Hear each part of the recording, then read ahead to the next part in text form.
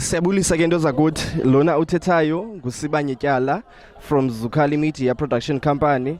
Silapha ke into zakuthi kulale kuthiwa kuseChabu size kwingcwabo ozobe iqhubeka namhlanje. Andiyami ndoda ke into zakuthi ndihamba negqiza laseZukhali. Namhlanje ke into zakuthi sizaniphathela le mini siyiZukhali Media. Nihlale njalo nisibukele. Siyabulisa kwilale ezikufuphi kulale lapha eChabu. Sisuka kwela phondo leMpuma Koloni eEast London. Thank you.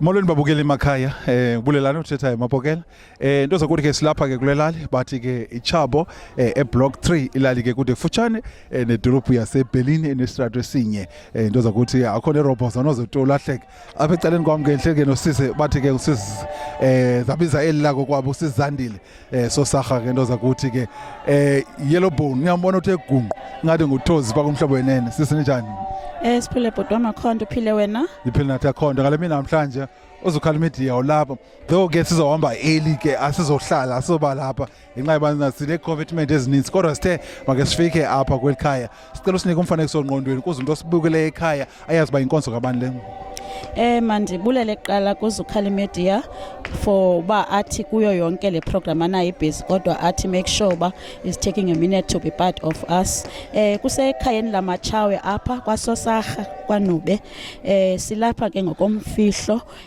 kamama omncinci wam onguNomasande Sosarha Nube othe wasishiya so sibeka yena ke ngale mini yakhe yokugqibela. Alright yeva ke wena umuntu usibukeleyo phaya ekhaya ke uZukhali Media ke ulapha ke wena umuntu usibukeleyo ke lento ke izaba live pha kuZukhali Media production company phaya ku YouTube nxa usifuna noba kwepilani noba kwepidolophu inombolo ethi khona pha ku screen ethi 0748154877 senza ke izinto ke eziflabbergasted odla kusho unyawo pha kuzalo that means izinto ezidlendlo uyijongele futhi ke asizizo izaphuzelana sake ke wena umuntu ke usibukele ekhaya sixolise nje ubana kwifamily njengoba bekhe watsho ngathi asizohlala. Our program today is very hectic. Namhlanje phaya afternoon sabe sine program ke sabe sizenza ne MEC with ministers. Kodwa sithe na kanjani uZukhali Media makathi fike nje athi che wena msibukele ekhaya. Sincede ke sisi ukufuna ukusamele ibreakfast qonda ne eyondla ekseni kunye nala kufu ibe nobisi olunqumbululo. Uyijongile. Siyabulela mbukele ekhaya. Thank you. Neweight zazo ziyashiya. Uthi xa uzohamba ukhwela noyibus noyiplane ube kwisikale sinantsika esiweya umthwalo wakho phaya ngoma umthwalo wakho umkhulu the more ubhatala the more umthwalo wakho umkhulu ntombazana the more usondele kuthi inguthixo athi ulahlele umthwalo wakho sizowuthi myeke mkhulu la mkhulu le nimyeka ewe imibuzo nibakhona ba uvumele ntoni kodwa uphinde uzohlwaye kwa wena uthi ndicela uxolo uthixo ba ingengomandla kodwa uzuvuma ivesi ekugqibelethi ndithe nkosi inhliziyo engakhalazisi wakuyiphuthuma into ebendithanda ingeyo yam iyo yakho mama uthi sizothi molo ngoKristu nkosi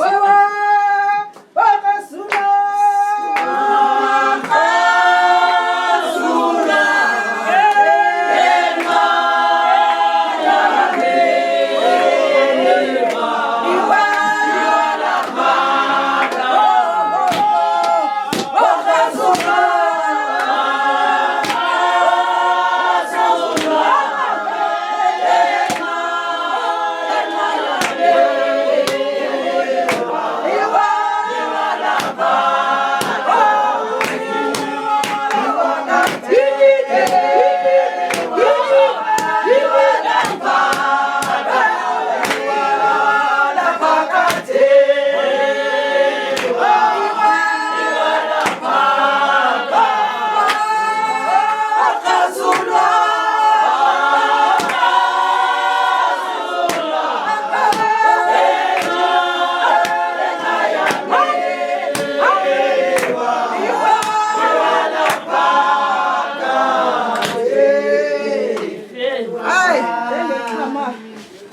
Isalele emfuleni wamaningi. Amen. Wezintalo kumphefumulo.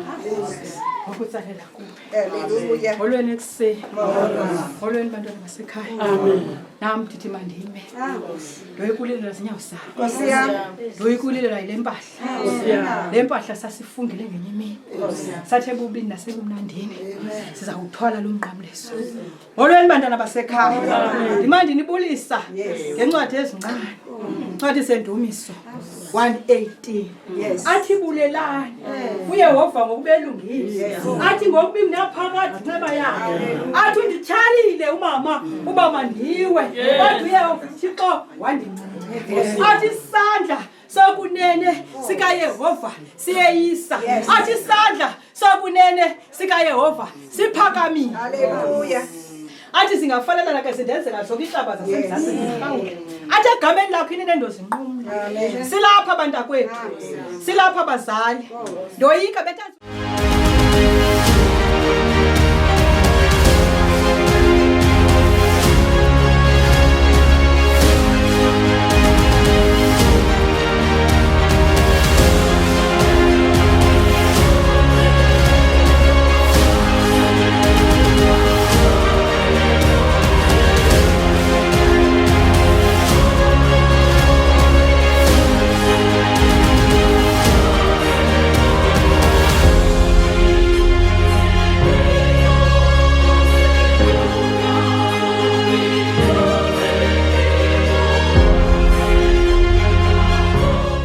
Enyameni yami ndimbona uThixo amehlo ami kumkhangela hayi ngengwewu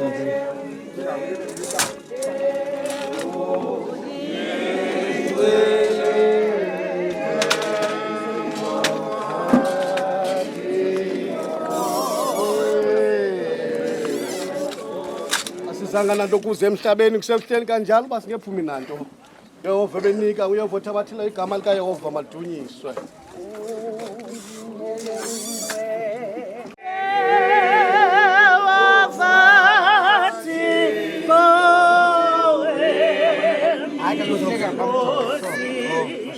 yazi umkhulu wami uhleli usukeme phezulu kwethulu lehlabathi laqesha kwena emveni kwentombi yami sekubhiswe umzimba lo ndothi nokenyameni yami ndimbona uThixo mehla ama kumkhangela ngengewumbi izulu lisele kwalo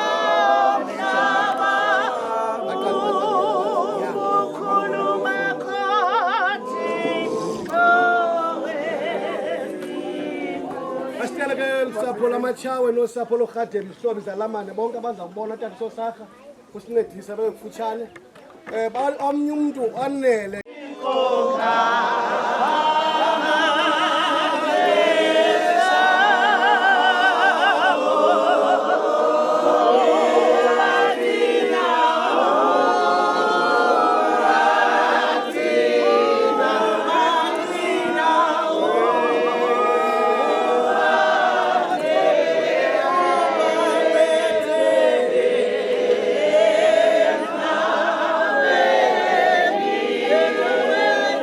So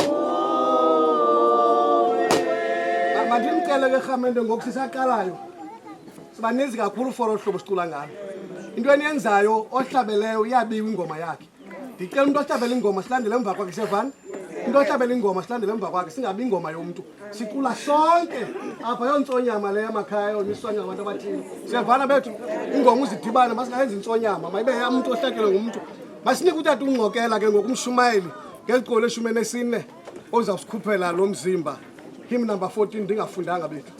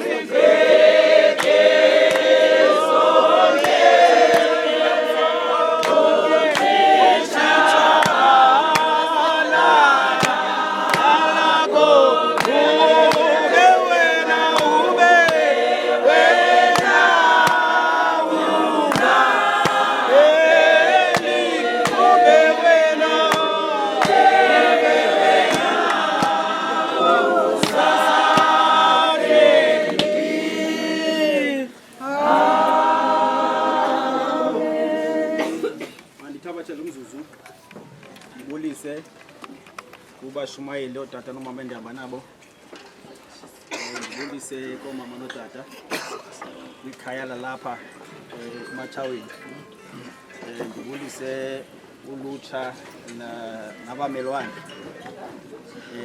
mandibulise kusasa nje ngegama likaYesu Kristu molweni okokuqala tata makaxaza ndibulela uThixo yes esikhaphile xa bekusenza inkonzo yokwamkela wasikhapha uThixo omama inkonzo yabo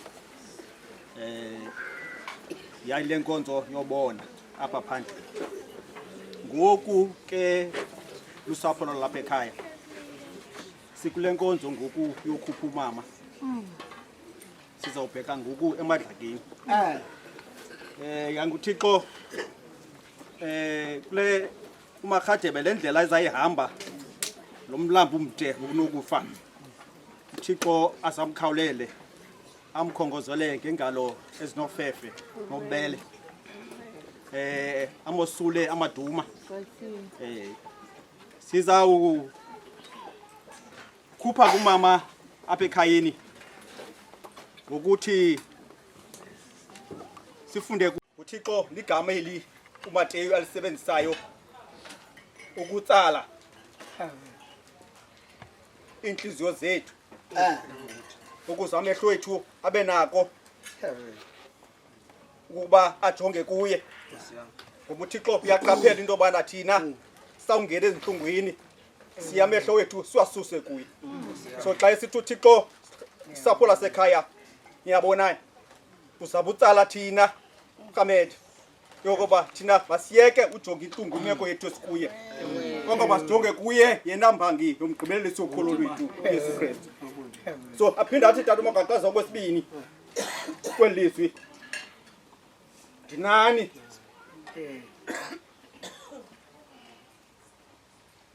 xa esithi uMateyu ndinani yazini usapho lwalapha ekhaya xa esithi ndinani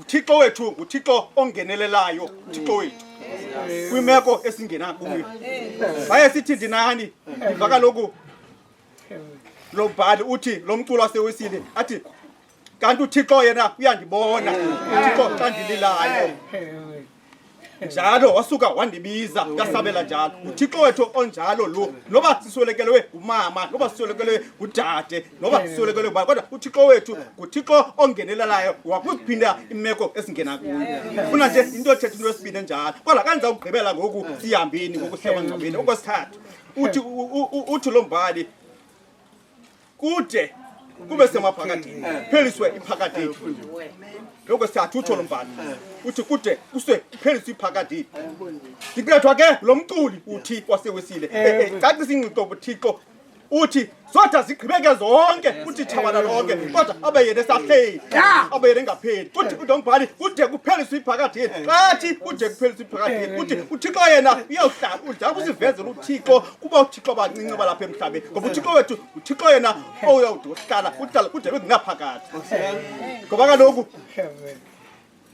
umveza yena uPawulosi umveza yena uPawulosi uThixo ukufoku sidibene ngako njengothabo elawubhangiswa yes athi ke ngulo mbhali yilo ndathi lo mbhali zodwa zigqibeke zonke ukuthi tshaba kodwa uThixo yedwa oyawuma ngonaphakathi yilo ndathi lo mbhali uYesu yedwa uyakulawula apha ilanga lihambayo yangakhamela esekhaya namazwi wenu lamazwi kaThixo angananele Thixo anigcine anilondoloze xa sizawuhamba siye emangcwabeni ngoYesu Kristu Nkosi yethu amen Thixo ova iziko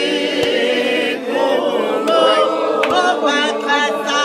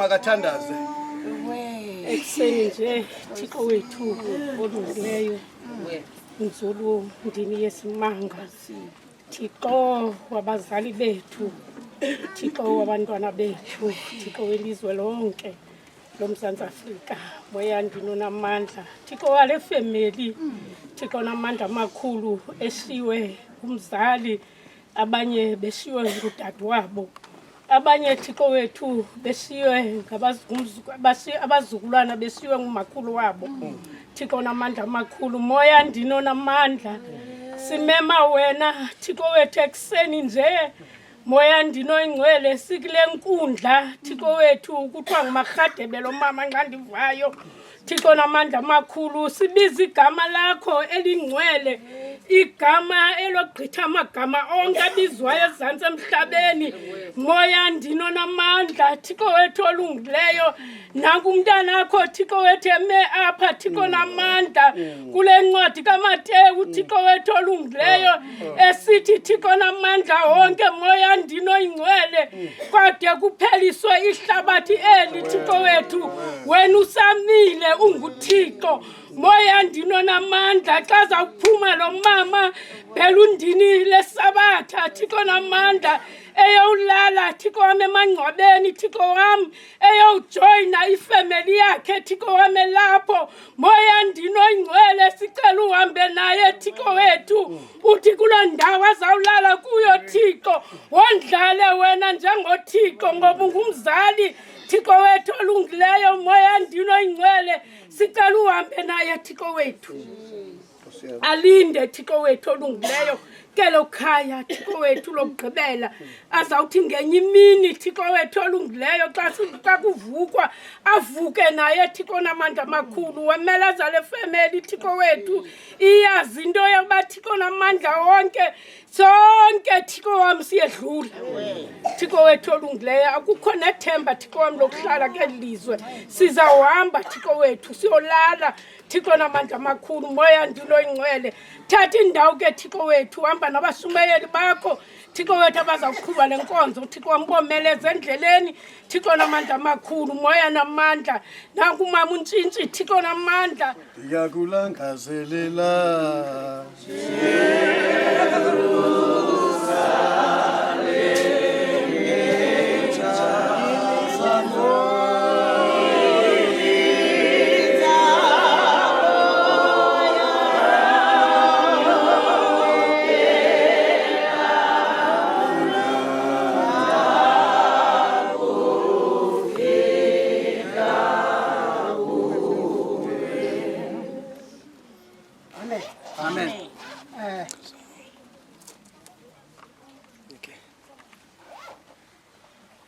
sizawuphuma sihlapha safika phaa endlini sitshetshe eright nangamadlala phesha phaa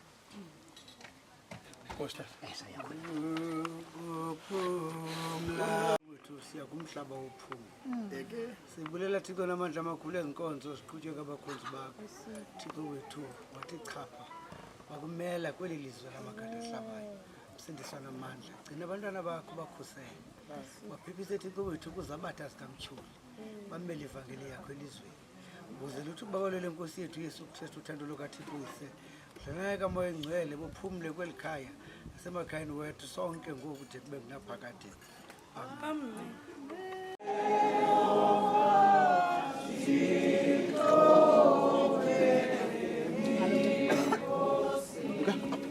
Ngithanda kumkela indlela zami zengqondo lwami ngigcina umlomo wami ngomkhala kodwa ke leyo sebusweni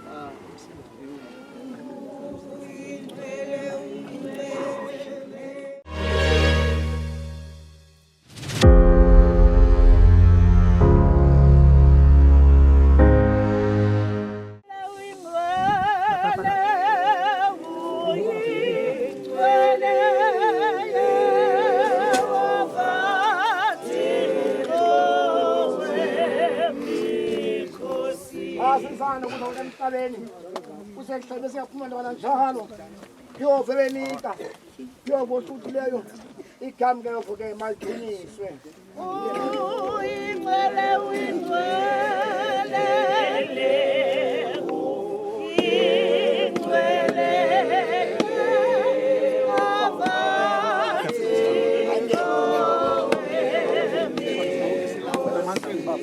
yo nasizithelo sami lomlinganisela ubungani bawo ukuze ndazi ke ukunqamuka kwami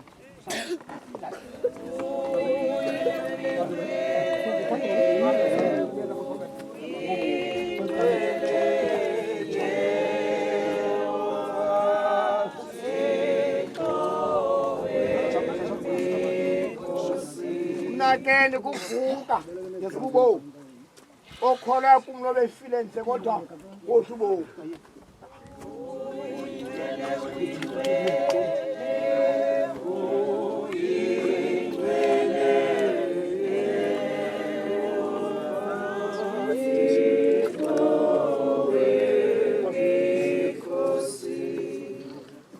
masibuleleke kakhulu kwesi siqendu ngoku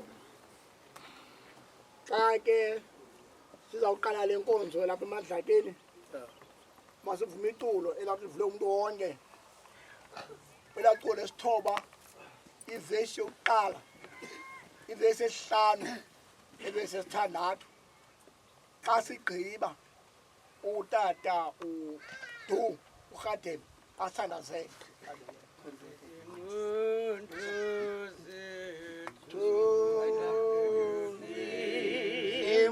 Yeah. Yehovah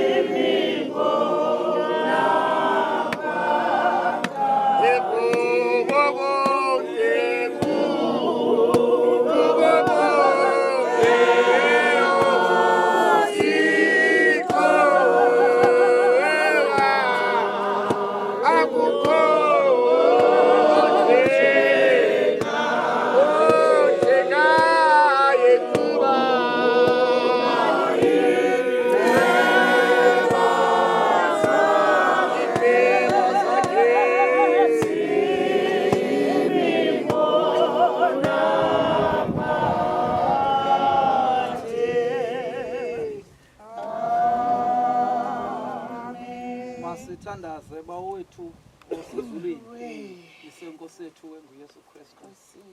uThixo wawukho singekabikho. Esikholelwa ke Thixo wethu into bazodwa zigqibeke zonke. Uthi chabalala konke ube wena Thixo wethu sahleli. Ube wena Thixo wethu ungapheli. Kubo bonke oThixo lithwe liculo. Akekho uThixo ofana nawe.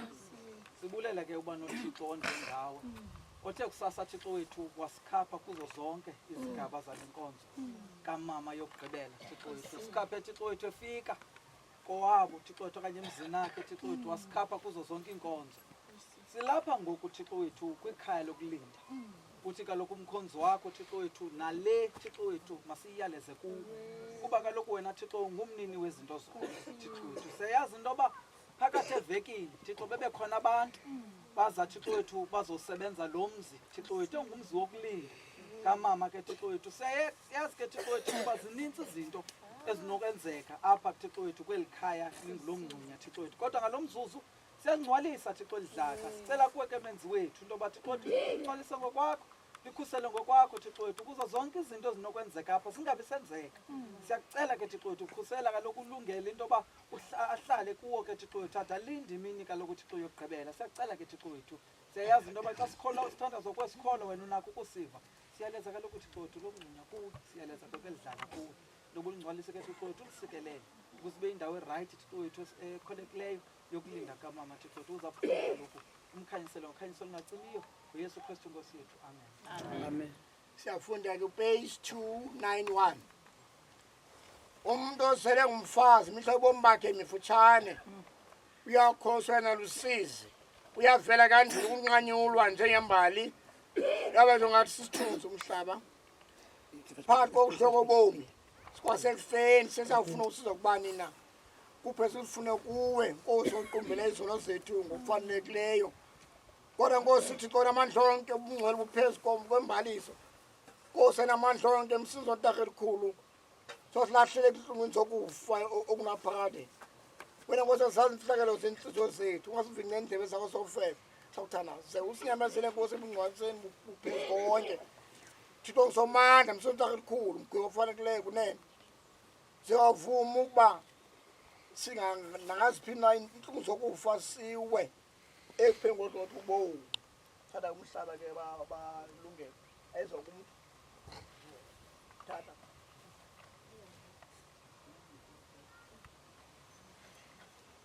njengoba ukholekile kuThixo onamandla onke ukubiza umke apho umphefumulo womzana udade wethu omkileyo othandekayo sawufaka umzimba wakhe emhlabeni uluthule elithulwini uluthuthu elithuthwini.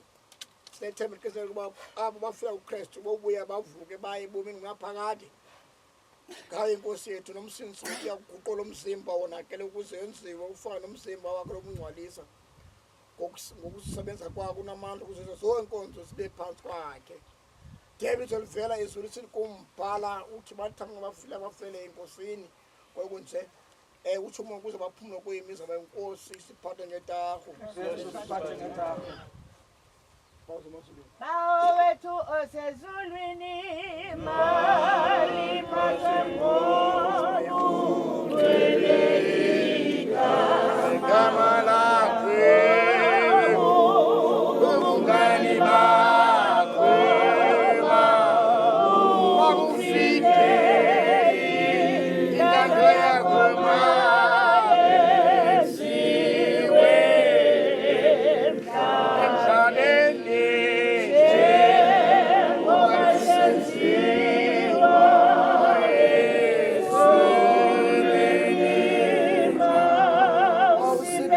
Kade songa sethu semihlawu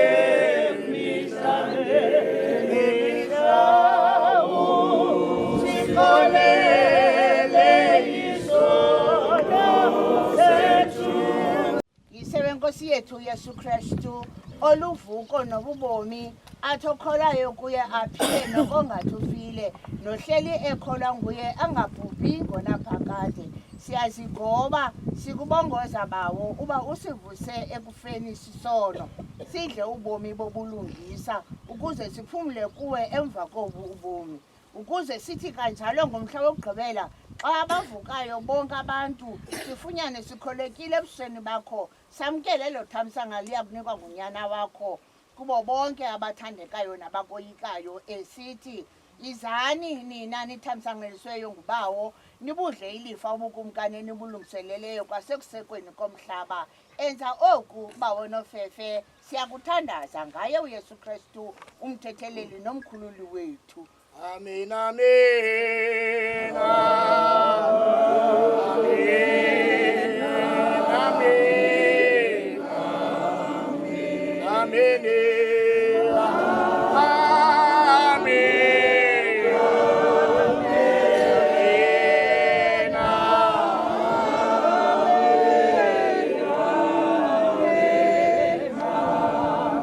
Masibuyele ke washumayeli.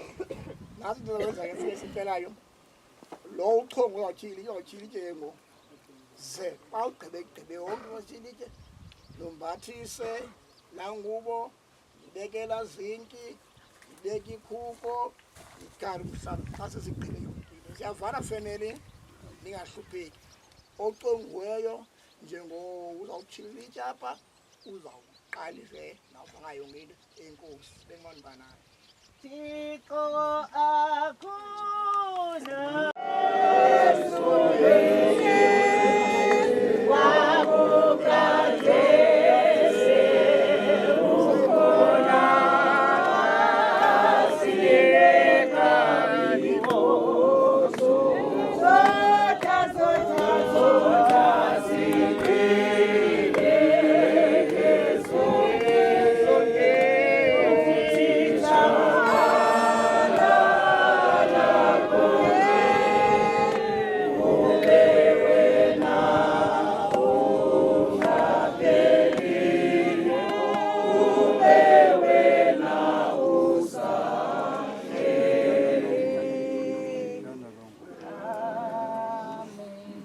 Masithandaze Thixo wethu onamandla amakhulu isenkosi yethu enguYesu Kristu siyaphinda Thixo wethu sisondela kuwe kuba zonke izinto zize zakho Thixo wethu siyayazi into yoba Thixo wethu wona amandla okwenza yonke into ngalo mzuzu ke Thixo wethu sisondeza eli litye eyithe ifemeli Thixo labona into yoba malibe sisikhumbuzo lokumka kamama lokukhombisa abanye into yoba umama uhleliphi Thixo siyayazi into yoba kuphume imali ephuma kwindawo ngendawo kwenzela ilitye kwakuhlala intlanganiso Thixo wethu kwenziwa zonke izinto zokubeli litye libe khona apha sicela ke Thixo wethu into yoba ze esi sikhumbuzo sibe into Thixo yokwakha ikhaya nothi ukulichitha sikhokhelisa wena kwela khaya ukuthi Thixo wethu isizukulwane nezizukulwane zazi ukuthi umama umphahla ulale apha umarhadeni xa kuthiwa xa kuthethwa ngaye Thixo wethu njengesinyanya nokhokho omdala umane kusithiwa nankuya ukhokho wayekhona apha phezu komhlaba sikelela ke Thixo eli litye ingcwalise kaloku Thixo nalo siyazi into yoba Thixo wethu izinto xa sizinikela Thixo apha emhlabeni wena uzibophe emazulwini sicelela ke Thixo nefemeli abo bakufake apha Thixo wethu ifemeli yonke ubuyise Thixo apho khona bebethatha khona wandise utyhile apho kumnyama khona ukhanyise uvule kaloku ingcango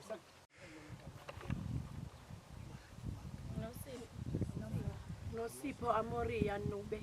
Cela ke kwesi sithuba sityhile eli litye likaNosipho egameni likaThixo uyise egameni likaThixo unyana nasegameni likaThixo umoya oyingcwele benguThixo emnye. Amen. Amen.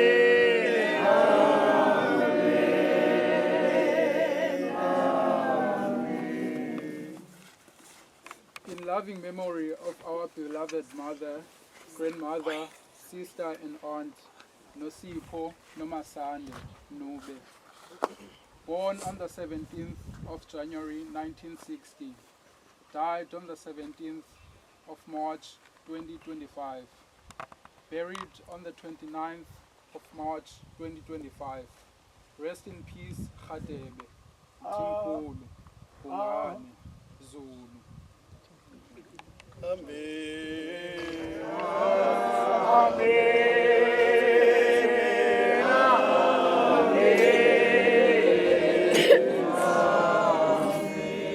Leleke bethu nabashumayela bakhona nabezinye imvaba umuntu akakwazi usondela kuloo ndawo kuyo olula isandla sosikeleleli litye. Sisondela kuwe Mtrinity ongcwele ngale nhlazane kulo mhlaba Nkosi wabantu abathe xwaka. Apha Nkosi kuleli insika zamakhaya. Kumka abantu Nkosi ababethenjiwe bamakhaya uzawuthi uzembe abantu babe nekamva. Thixo namandla amakhulu kumebona. Kodwa Nkosi wabizela kwelo khaya lingasenhle. Nanku Nkosi nalo mama. Emva kwengulende udadewabo Nkosi ezama ukumhlangula kwade kwatshona ilanga. Azombeka apha Nkosi emva kumpisi. Enkosi Thixo ngezinkonzo sezigqithile. Thixo namandla amakhulu. Kodwa sibulela amandla. Othe Nkosi wabanika olusapho balithi ngalomhla womngcwabo. Thixo namandla amakhulu ibe yimini yokumkhumbula amenzele ilitye. Asinto ilula le Thixo. Yanqwenelwa ngabaninzi ingafiki kubo. Kodwa Nkosi xa seyifikile sithe Nkosi kubo Nkosi banika ubunye banika uthando. Sethu amen. Phansi kwegunya endilinikwe upresiding bishop wale Rhamente yaseWeseli umfundisi uNzimande. Wazapha kule ngingqi ye kaKumkani uHintsa sakhokelwa ngumfundisi uSibhidla.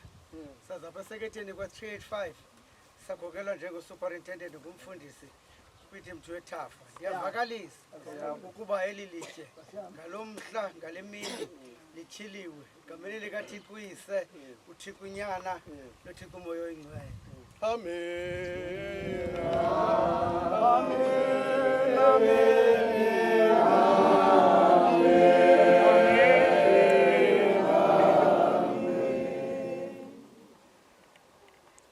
Akukho nto ibangela into yoba ke Rhamente family ngalo mhla utyhilwa kwilitye xa setyhila ilitye ngale mini kungcwatywa ngayo. Mna ke bethuna andiye ndizisokolise ngoshumayela kuba ukhona umshumayeli usuku. Into ilindileyo lindele enye imini. Kuthi elalini sikhula kukho umuntu ekuthiwa ngumhlozayo. Ndikhule ndade ndamdala kodwa ndimbonile umhlozayo uba kabonwa ngamehlo kodwa ubona ngeenkuthelo zobomi. Umhlozayo ufikile Rhamente kaThixo. Masilinde loo mini ke kuze shumela apha kodwa kuyabaluleka nje ukuthi kutheni sityhile ilitye. Intsingiselo emfutshane bufuna imvelaphi yayo ungayokhangela kulaa ncwadi kaYoshuwa esahluko sesine uqale phaa phezulwana uvesi yokuqala. Kodwa xa ufika kwivesi yesithandathu nesixhenxe uyawufika nje kwinto ethi ayinina lamatye kulo. Ithi le vesi ye-7 umaze emlambi iYordane anqamu abantwana bakaSirayeli. Into ke nje emfutshane eyenzekayo singashumayelanga into yoba uphuncuka kwabeJiphu bathi xa befika emlandini kwathiwa indoda mayithathe ilitye lisizwe ngasinye. Njengoba izizwe zili12 zakwaSirayeli kodwa makubekho indoda kwisizwe ngasinye kuthiwa ilitye emagxeni xa kuwelwa. Bathi ke bawuwela kwakuyenzeka uba kubekho lo mbuzo ngoba into yangoku iyafana neyangoku. Kwakho umntu othi ayintoni nala matye. Yabona ke ilitye alifani nomntu. Yabona le nto ibhalwe kweli litye izawuhlala kweli litye kunaphakade. Eli litye ngoba libhalwe nje lizawulala nayo livuke nayo. Yabona yena umntu into ayithethe ngoku akatshati nayo umntu ababa. uthi xa kujikilanga uthi kuye ubuthe kusasa athi beningayoleli kodwa ilitye lona into elinikwe yona layenza ilitye elimele isikhumbuzo mna shame ndiba newari ndandingangabantwana kuba kwakungcwatywa umama saze thina mdunge ngenxa yaloo maxesha sabekwa kwindlu umama wayengcwatyelwa phaa ekhaya kwahembe kodwa inoba sasikwatyhujana icala kwezaa zindlu silamithi uzuqondi uba sasingaqondi ngosasisedwa ngomngcwabo katata kamama zasibukele nasebaleni sasiwurhobe efestireni sidibene ngentloko sobanefa sijonge kuqhutywa umngcwabo kamama wethu shamente kakhulu abantu abangcwaba umama ilitye into abacingi bazawuqaphela ngayo ingcwaba likamama wethu kuthiwa umthi womhlonto balibeka ilitye ingcwaba likamama ecangkomthi womhlonto amangcwaba ke mosamanga olihlobo sathi sawukhula sheme sinqwenela utyhilela imama ilitye sikhumbula izinto zakhe bathi aba babethenja kwela afika umntu athi lalapha ngoba kwake kwafika imbalela yayisiphula nengcambu loo mihlolo ingcwaba likamama wethu asilazi balali phaa ngoku abantu ababethenjwe ngelo xesha ngoba into abayiphazamayo kungathathi ilitye elikhulu babhale nje into eyayiza kuthi nokhaya hembe baphazama loo nto bazeke bamisela ngomhlonhlo waze umhlonhlo wabethwa ngamaqo xa sifuna ke ngoku uzawukhangela noza kwenza le nkonzo kumama wethu sangabi nalo elithuba abantwana bam kodwa nina elithamsa naloba eli litye lime apha njengesikhumbuzo nabani nozawuvela nokhoyo ngoku nosezawuba khona xa kuthethwa izinto zalo mama zale ntombi elikhaya into eza kwenzeka kodwa wabekwaphi kuze sokuthiwe nantsi indawo yakhe indawo yakhe le anelungelo noba kungatshintsha urhulumente le indawo yeyakhe nabo uburhulumente bethu ngowabutshintsha busenzela izinto ezintsha ngokwamagunya abantu bomzuzu kodwa le indawo yeyakhe akho mntu unelungelo nabani na weli khaya uzawuthi xa efika apha efuna uzawuqina okanye asibeki thixo apha sizoshiya thixo kuzawushiyeka into efunekayo nje qha abantu balapha kunendawo yokwalatha okwathi omnyukule ilitye likabanina kuthiwa phaa kokumkanisho kodwa ilitye likabanina ndithi ndiqambu ndiba kuthiwe fo kwathixo lona asigcine bethuna nemazi uba ulapho unkosikazi wenu ulapho udadewenu ulapho umakazi ulapho wantweni into efuneka niyazi qha uba uphumla apha ngoxolo ngayokusesa inkosi yethu amen cela ke nje ke bethuna siculeni iculo kusondeza umhlaba esizawumisa phambi koba sihambe simise ifemeli igalele then sisuke ke cela ke uthathe iculo ke Yeah.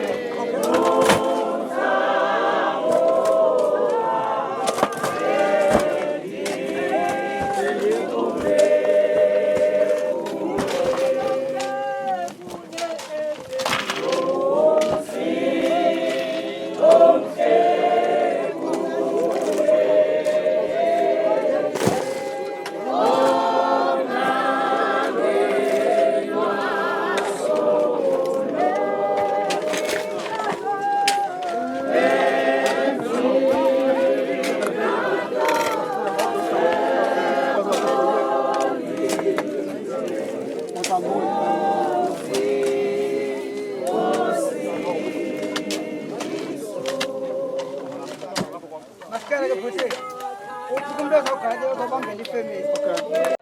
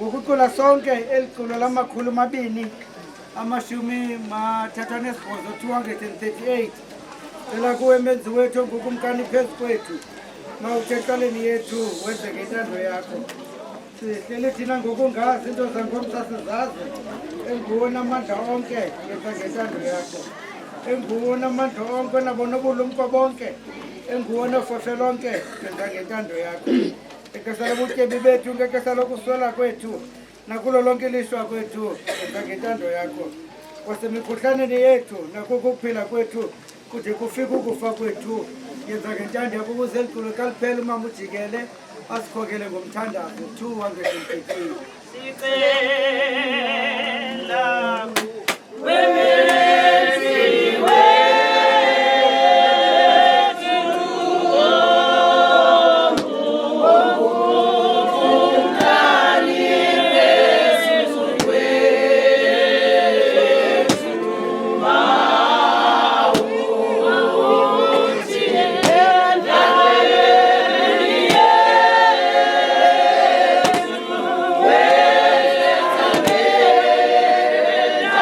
Oh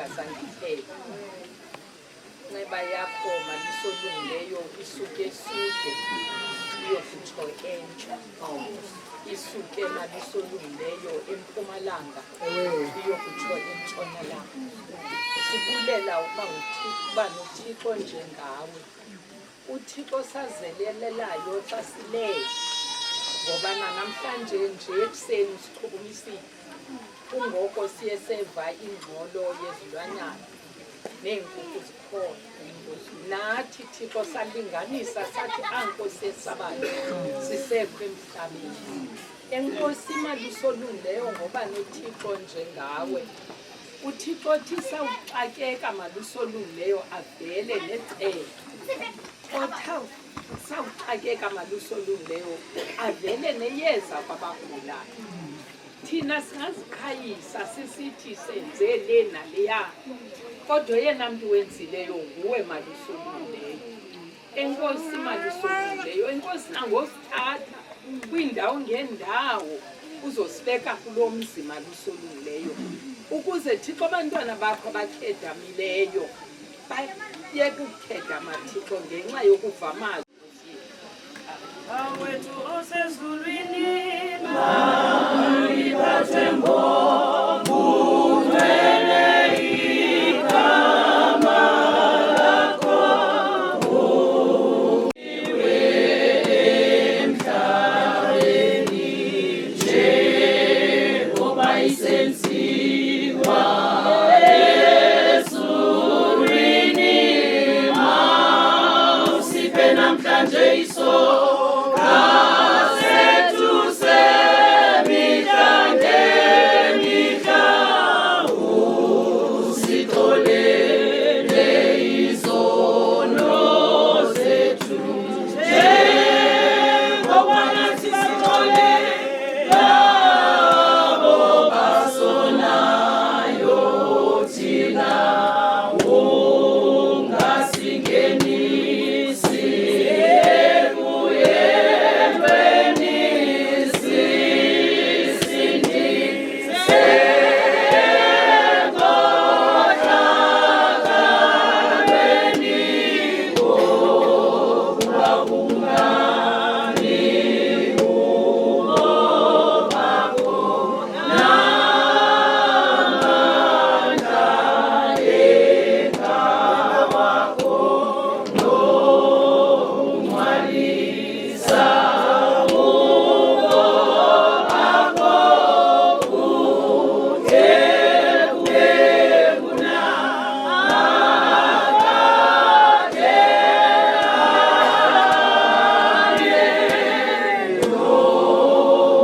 nongcwalisa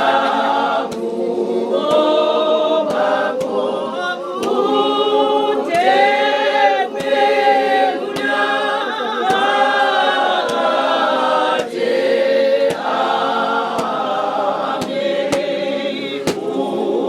udumiso mandekho kuye uyise nakuye njengoba kunjalo sekuqalekeni kunjalo kunje kuya kumana kubanjalo kude kube kunakade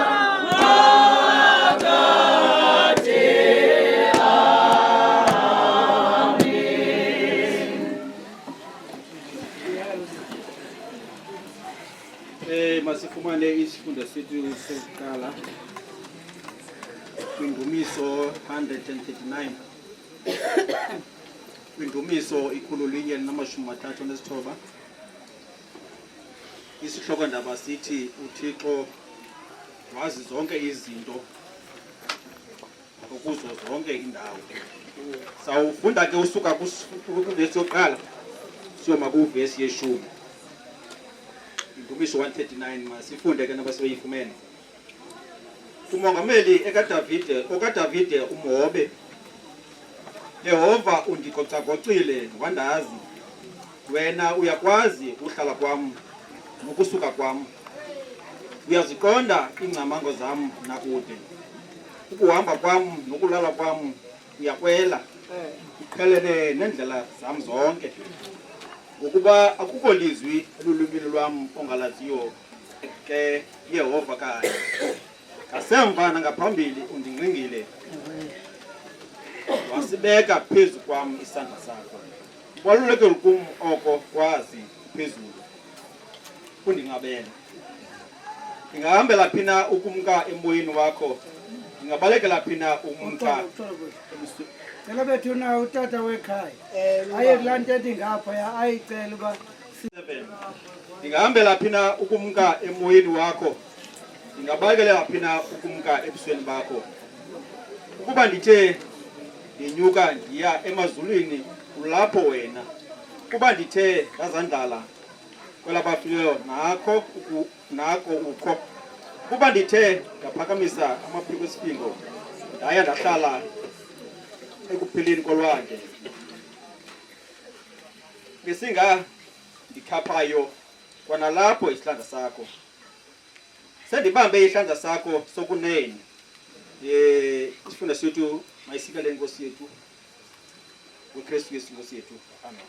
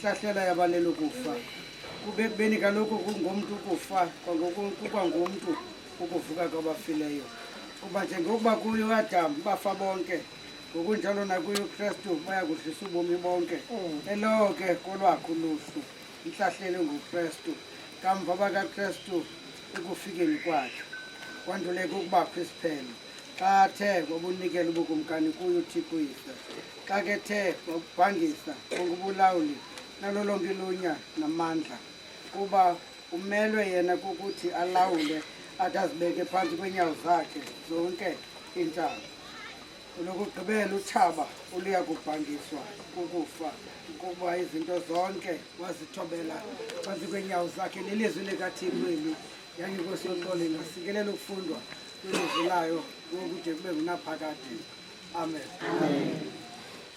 me apha ke bethuna kanzahlala phansi ibulisa igosa lesekethe eliphakathi kwethu bulisa bethuna ushweme njenge-executive member kwikomiti yesithili apha kwesi sithili sikuso. Umzalwane walo ne-members ze-executive yamadodana, umzalwane walo i-vice yamadodana phaa kwa-second 385 ukuze apha komama sibe nomama. Imoto zakhe zivalo masidala mazisa kulibele ubane umama uthisane. Umama uthisane ngunobhala we-executive bomama phayana esekithini. Kumele ke bethuna xa silapha kulo mhlaba wale nkosi yalapha kule sekethe kwa-365 sibulise bethuna sicela noba ze sibuliselo sigqithesele nombuliso kumongameli amagosa ale sekethe naso sonke isikhokelo sale sekethe, amabandla ngamabandla phakathi kwethu, abefundisi nabashumayeli, omama notata, ifemeli yalapha kwanabo, amachawe, izihlobo nazo zonke izalamane zalapha nabantwana balapha. Sasanjena ngegama lenkosi uYesu molweni. Sawunikezela ke bethuna benkonzo utata uMagwaqaza ukuze asibambele sibhakaqeli sesibini sale nkonzo. Kodwa into endicela uyicela kweli khaya nendifuna uyicela kuthi into yoba bethuna xa siphazama nisazi uba siphazama kuba singabantu. Ungasukusuka uve mhlawumbi omnye umntu athi xa ethetha apha abe ngathi uthetha nomama uNtshintshi kuba sikhonza naye phaa. Umama uNtshintshi ube nethuba phakathi kwethu ebashumayeleni njengomshumayeli wathi ucela uza kuhlala nodade wabo ongaphilanga. Now akukho kwaNtshintshi ngapha Rhamente. Kodwa umama uNtshintshi ngomnye wabashumayeli bethu nomkokeli nokhoyo kwesasiwakala ekomiti yezevangeli phayana esekithini. Kwenza apha ke mama uNtshintshi sifanele uba siye kwintlanganiso yabashumayeli yolungiselelwa kwelente kweli xesha lepasika. Abanye abashumayeli abangekhoyo apha njengomshumayeli okhona bazi uba baphayana mama uNtshintshi. Thina size apha ukuze sithi uba licebo lokusisindisela kule nto izawusinde Rhamente kaThixo. Kodwa size apha mama uNtshintshi abantu ohamba nabo ndanela kawubona thina.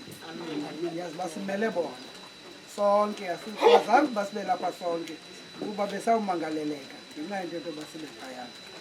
Nanto ke Rhamente cela ke umntu wefemeli sisemngcwabeni omnya fanele uba ifemeli ibe nomntu omchophise phaa agade ungancokolwa phaa ngoba sithe ngoabantwana bebesipha amanzi sathi wasena kwelaa cala kuba sisemngcwabeni omnye naxa besiphiwa amahapile sanawo mawaye kwelaa cala nabo ke ngoku in 10 ngoba imamela into eyenziwa kweli cala iye ngathi iyamane uthetha iphinde iyeke.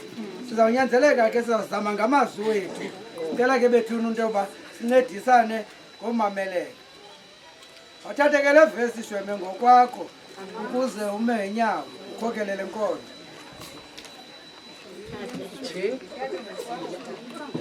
Uphi mama uDaimani? Awuxa ngandila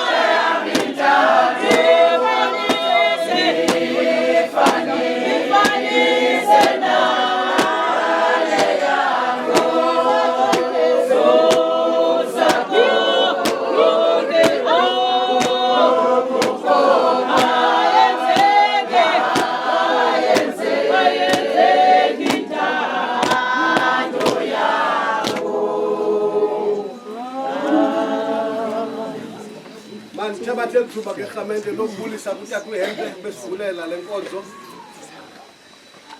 Nami ndibe ngokugqibela ukubulisa ndiyintshunke. Abantu abazawubulisa emva kwam bazawuthi bashumayeli nebandla. Neva bethu naye wonke umuntu ola.